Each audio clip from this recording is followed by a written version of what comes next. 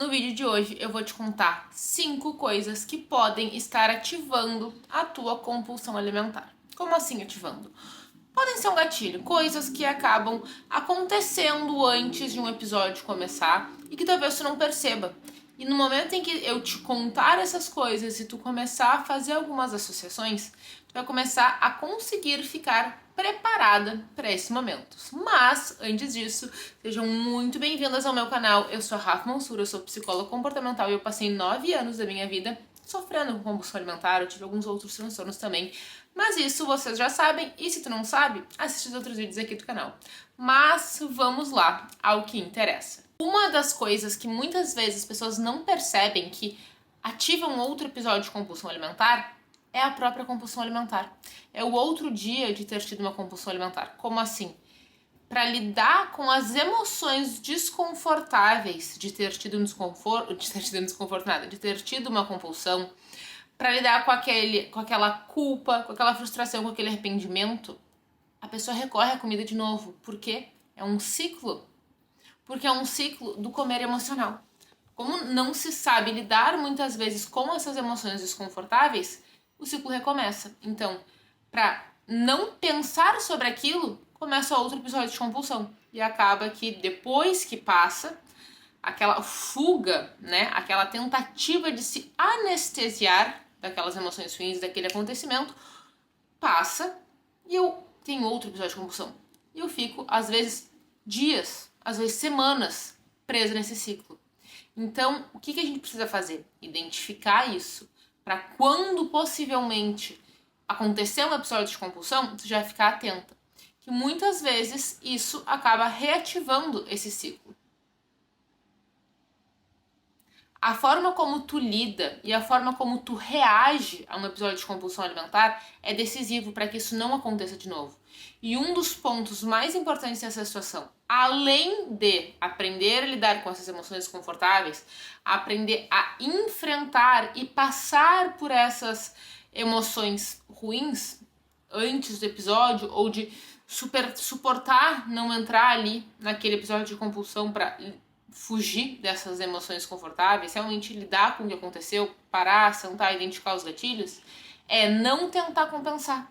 Que aí a gente vai para uma parte mais da alimentação, não tanto emocional, mas no momento em que tu fica tentando constantemente compensar aquele episódio, tu tá sempre abrindo espaço para estar te restringindo e ficar com muita fome, ficar com muita vontade, não saber lidar com essa vontade também e, mais uma vez, o ciclo recomeça. Então, fica muito atenta a esse sinal, esse possível gatilho. Uma outra coisa que pode estar acontecendo são transições. Como assim? Quando tu sai do trabalho e vai para casa. Quando tu tá em um ambiente com muitas pessoas e fica sozinha. Quando tu tá viajando e volta para casa. Quando tu tá trocando de ambiente. Por quê? Porque além de muitas vezes tu já estar cansada, não ter conseguido lidar com as emoções ao longo do dia, e aí tu chega em casa e pra lidar com aquelas emoções, ou na verdade pra não lidar com aquelas emoções, tu acaba recorrendo à comida. Além de tudo isso, e também de às vezes ter passado muitas horas fora de casa, com fome, enfim, muitas vezes nesses ambientes onde tu está rodeada de pessoas, tu não consegue ter uma compulsão alimentar, tu não consegue te alimentar daquela forma. Então tu fica de certa forma ansiando por e esperando por ficar sozinha para poder ter uma compulsão alimentar, por mais que tu não queira. Vocês não estão conseguindo entender? Muitas vezes também em viagens ou quando a gente está completamente fora da rotina, primeiro dia que a gente volta, ou pessoas que moram sozinhas e que voltam para casa dos pais, que a disponibilidade alimentar costuma ser muito maior, e talvez por morar sozinha e precisar fazer uma organização financeira ali das compras, das coisas, de uma forma diferente, acaba ficando sem querer ou sem perceber em uma certa restrição, e voltar para casa tem muito mais as coisas que gosta e sem precisar gastar dinheiro também pode ser um gatilho. Mas muitas vezes, como eu estava falando para vocês, em viagens não se está tendo uma rotina, ou final de semana não tem aquela rotina de ser aquela promessa de quando eu voltar para minha rotina, eu vou voltar para dieta, aquela sensação de sofrimento, de ter que passar por tudo aquilo de novo. Então, é o último momento, aquela chegada em casa, o primeiro dia de volta à rotina que eu acabo exagerando muito com essa expectativa de depois fazer diferente.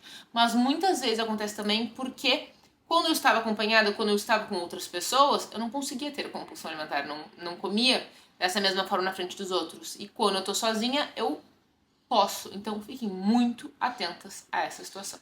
Outro ponto é a vontade de emagrecer e a frustração de talvez se perceber não estando como gostaria de estar. De daqui a pouco eu olhar o meu corpo e não ficar feliz, não sei isso que eu quero. Por quê? Porque, como eu falei lá no início, vem aquela emoção da frustração, vem aquela tristeza, aquele arrependimento daqui a pouco de ter comido tal coisa, uma emoção desagradável, e para eu lidar com essa emoção, eu recorro à comida. E também por acreditar que eu preciso cortar tudo da minha vida, por ter crenças alimentares desadaptativas e associar o emagrecimento a uma dieta extremamente restritiva e a um sofrimento que vai acontecer, um ter que passar por uma restrição e não comer as coisas que gosta, tudo isso ativa a necessidade de comer pela última vez. Ou de, para lidar com essa sensação, com esse desconforto, comer, comer, comer. Então, fiquem atentas a isso. E também aquela ansiedade de eu quero esse resultado logo, eu preciso lidar com tudo isso, eu tô muito insatisfeita aqui, precisa ser rápido e... Mais uma vez essa emoção foi desencadeada, a ansiedade, desconto na comida. Outra coisa que às vezes acontece é que a pessoa entrou num processo onde quando ela faz algo que ela julga errado, ela sente que ela precisa se punir. E o comer descontrolado e o comer dessa forma acaba meio que sendo uma forma de punição. E também um padrão muito forte de autossabotagem. E por fim, a questão da impulsividade e a dificuldade de se autorregular, de desenvolver esse autocontrole. E, claro, existem alguns transtornos em que a pessoa tem realmente essa capacidade essa capacidade de autocontrole reduzida e uma impulsividade um pouco maior, mas falando aqui em pessoas que talvez não tenham esse transtorno, as nossas emoções afetam sim a nossa capacidade de autocontrole. Então, se eu estou constantemente ansiosa em um estado de luta ou fuga, se torna muito mais difícil de eu lidar com essas situações. Sono de má qualidade também afeta muito a nossa capacidade de autocontrole, que é a nossa capacidade de dizer não para alguma recompensa, algum prazer imediato, algum prazer agora, na expectativa de ter essa recompensa ali na frente, no futuro.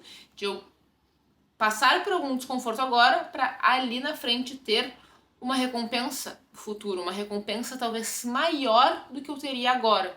Só que muitas vezes as pessoas não conseguem lidar com essa impulsividade. Então a gente tem que ir trabalhando a nossa capacidade de lidar com essas situações. E o ambiente em que a gente está inseridas acaba afetando muito.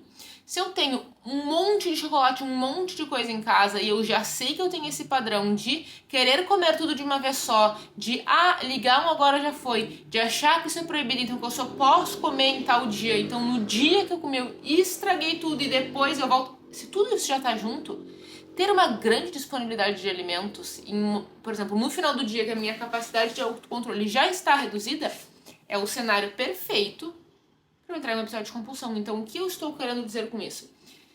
Que por mais que na alimentação intuitiva a gente acredite que a gente precisa ter a disponibilidade alimentar, que a gente precisa normalizar ter esses alimentos, se agora ainda é muito difícil lidar com essa situação, para que tu vai ficar te colocando constantemente nesse lugar? A gente precisa fazer essa exposição, a gente precisa ir mudando essa situação e aprendendo a lidar, mas aos poucos. Então, ao invés de comprar uma grande quantidade, compra uma porção unitária. Nem que tu vá várias vezes lá comprar alguma coisinha. E eu sei que às vezes a gente se conta assim, não, eu vou comprar para ter em casa e eu vou comer ao longo dos dias. Ou tá na promoção, vai valer mais a pena se eu comprar agora. Se tu tiver um episódio de compulsão, tu vai gastar todo aquele dinheiro de uma vez só. Ou tu vai comer tudo aquilo que tu tinha em casa de uma vez só, e talvez tenha até que sair pra comprar de novo, porque ainda mais tu mora com alguém, que a gente fica com vergonha da pessoa perceber, a gente fica constantemente recomprando as coisas. Então, fica muito atento a essa situação. Se ainda é difícil nesse momento, utilize dessas outras estratégias. Então foi isso, quis trazer esse assunto aqui pra vocês, porque eu tenho certeza que no momento em que tu conseguir olhar pra tudo isso e começar a fazer algumas reflexões e pensar, isso acontece no meu dia a dia? Tu vai conseguir começar a mudar essa situação. Por quê? Tu vai estar muito mais capacitada para lidar com essas situações. Por quê? Porque tu vai estar desenvolvendo o teu autoconhecimento, tu vai começar a entender como tu funciona e como lidar melhor com essas situações. Espero que vocês tenham gostado desse vídeo. Se tu gostou, deixa um joinha aqui embaixo, clica ali no gostei. Se tem alguma dúvida, manda aqui nos comentários. Se tu quer que eu grave algum vídeo específico, também manda aqui nos comentários. E já aproveita e me segue nas minhas outras redes sociais, porque lá eu posto todos os dias um pouco da minha rotina e dicas super úteis e práticas para lidar melhor com essa situação e alcançar uma relação muito mais saudável com a comida. Então é isso, um beijo.